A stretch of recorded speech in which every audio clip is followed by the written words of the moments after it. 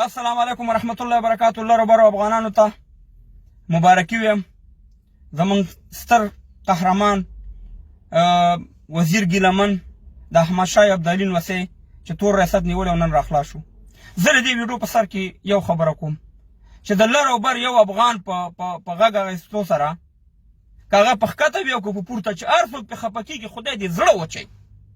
نه دې ګوري زمونږ ویډیوګانې دې نه ګوري، نه دې ګوري زمونږ لایفونه چې تکلیف ورته وي، په غوږونو کې دې مالوچ کېدي. لر او بر یو افغان و، یو دی یو به وي،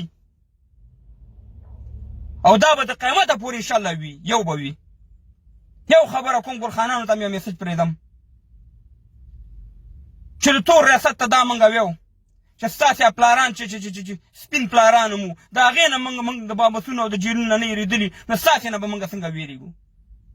نه باچا خان بابا یېرېدلی، فخر افغان باچا خان بابا، نه صمد خان بابا د دې نه یېرېدلی، نه منظور پښتون یېرېږي، نه علي وزیر، نه محسن داوړ، همدغه شان د ګیلمن. دا زمریان دي چې راووتو، ګیلمن چې راووتو لکه د زمري غونته که همداسې داسې د شانګېدو. تاسې بیا شعر اورېدلی، اوس عملي میدان ته راغی. اوس به تاسې وګورئ جلسو کې، اوس به وګورئ چې څومره مخلوق راځي د ګیلمن په دغه وانې. مخکې خو په هغه عربو ملکونو کې چې اوسېدو هلته اجازت نه و د مظاهرې او د دې شیانو. اوس به تاسې وګورئ چې د دې په جلسو کې به همدا یو غږ چې لر او بر یو افغان.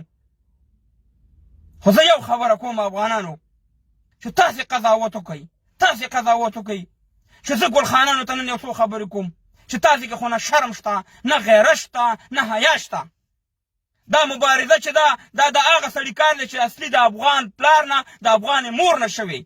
دا دار او ګیدړه کار نه دی چې زمونږ کم یو سړی بندي شي، کم یو کار پی ټي ایم یو که د هرې وي، دا ګلخان ورپسې لایف راځي، دا ګلخان ورپسې ویډیوګانې کې کنځلې او بدې ردې وایي. تاسې یو پنجابی لیدلی دی چې منظور پښتون پسې لایف راغلی؟ تاسې یو پنجابی لیدلی دی چې محسن داوړ پسې لایف راغلی، یا کنځلې کړي، اشرف غني ته کنځلې کړي، یا ښکته پښتنو ته یې کنځلې کړي؟ خو همدغه بې ضمیره راځي که نه. نو نن بې ضمیره ګلخانه ستا په مخ څه پاتې شو؟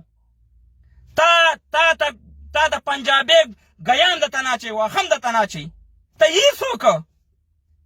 دی به په سعودي کې ناست وي، په بل ځای کې به ناست وي، موږ ته به اختارونه وارنینګونه به راکوي، ته خو راشه افغانستان ته، ته خو راشه پاکستان. دا دی درغی علي که نه؟ وزیر ګیلمن درغی که نه؟ ته خو ته په کږو سترګو وګوره چې دا سترګې د خلکو باسي که پرېږدي دي. زه درځم په اسلام آباد په ایرپورټ باندې، افغانستان خو ځکه لوی کور دی د افغانانو. زه درځم په اسلام آباد په ایرپورټ باندې، په همدې ایرپورټ باندې به ما ته همدغه پنجابی به وایي سرجي کیسې و، او تا ته ولاکې د ټیپر په سترګه وګوري. ستا حیثیت پنجابي ته معلوم دی چې ته یو بېغیرته بې ضمیره یې. ته موږ په دې په کمنټونو په کنځلو یېرې.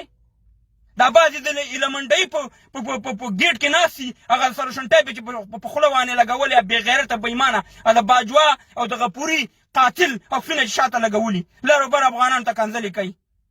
ما ته چا ویلې لایف درپسې راغلی، راشه ورپسې لایف. زه د هغې سره ځان نه برابروم. هغه خو یو بېغیرته بې وجدانه انسان دی.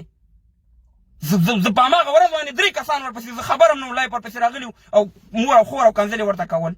زه د کنځلو خلاف یم، خو دا ځوانان زموږ بې ملامته نه دي، بیا دې جواب ورکوي.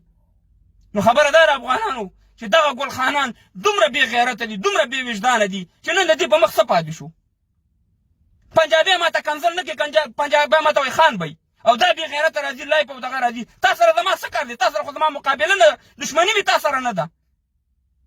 نو افغانانو بیا موږ مجبوره کېږو چې دې ځوانانو ته ویو چې لایف ورپسې راځئ او چې سم په خوله راځي ورته یې ووایئ. ما ورته باجوا بیا پرېږدئ او ما ورته بیا قائد اعظم پرېږدئ. خو دې طرف ته زه تګ نه غواړم، زه نه غواړم چې کنځلې بدلې دې وشي. نو علي محسن داوړ، علي وزیر، څومره چې ګیلمن صاحب دی، دا د دې مبارزه رښتونکې ده، او انشاءالله ډېر زر به انشاءالله زموږ منزل ته رسېدو والی یو. لر او بر یو افغان، یو کېږو به، یو وو، یو انشاءالله یو. خدای پاک